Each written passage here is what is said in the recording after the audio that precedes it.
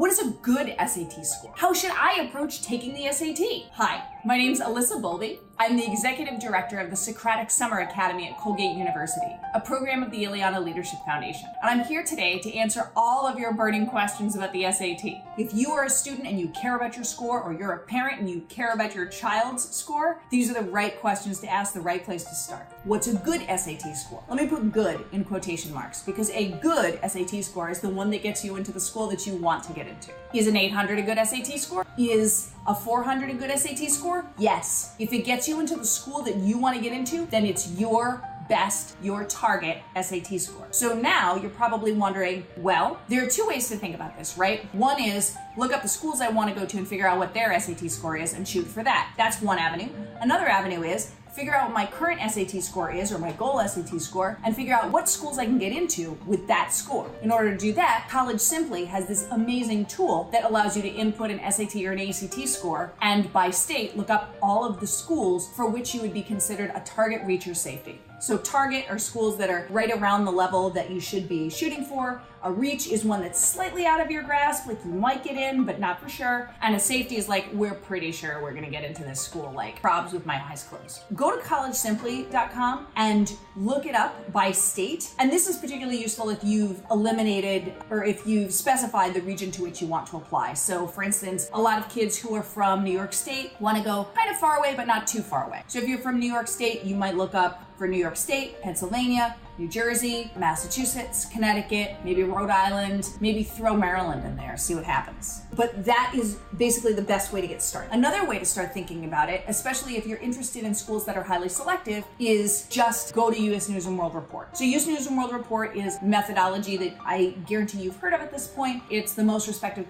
college rankings index. And there are lots of colleges that do lots of interesting things to manipulate their ranking in US News and World Report. So it's a metric that's extremely important to many colleges. Another way to get started, if you're not necessarily interested in selectivity, which there's no particular reason to be or not to be, is to go to bigfuture.collegeboard.org and go to college search. So bigfuture.collegeboard.org/college-search. And that allows you to look up schools by attribute. So you can say, I want to commute to school. I want to go to a medium-sized school, and I want an urban school. Then it will show you all of the schools that meet those criteria, and then you can filter from there, or you can say, actually, this is not the set of attributes I truly cover. And then the last question, how should I approach taking the test? I'm gonna tell you a story about my 9th grade geology teacher. He would give us like a month's worth of notes, and then he would give us a test, which was called Diagram, Label, and Explain. Your goal was to regurgitate a month's worth of notes onto the piece of paper in front of you. And I remember he used to say every night, a little each night, folks. A little each night. And his point was, you can't cram. It's too much information to try to crowbar it into your brain in a short period of time. You have to put in a lot of time and a little bit over a lot of time. So folks who tried to cram for his tests didn't do particularly well. It's the same thing with the SAT. There's a lot to know, and a lot more of it is strategy. A lot more of it is muscle memory. You just kind of have to get it in your body and know what to do. A lot of it is call and response. Like, I see this concept,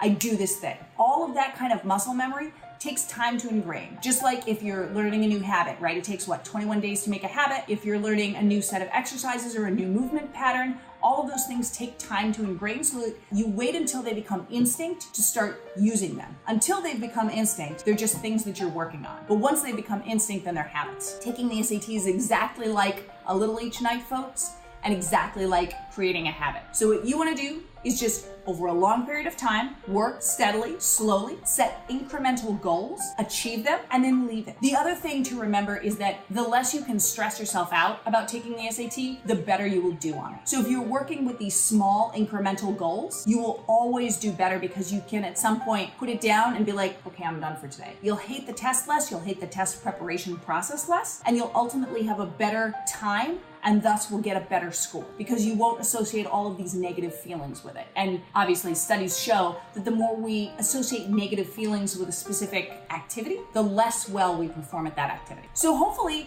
this has been useful in answering at least the beginning questions that you have. Don't forget to subscribe if you're interested in what you're hearing and you'd like to hear more. And feel free to send me an email at alyssa@socraticsummeracademy.com so that I can answer your question next. Have a great night, and thanks for watching.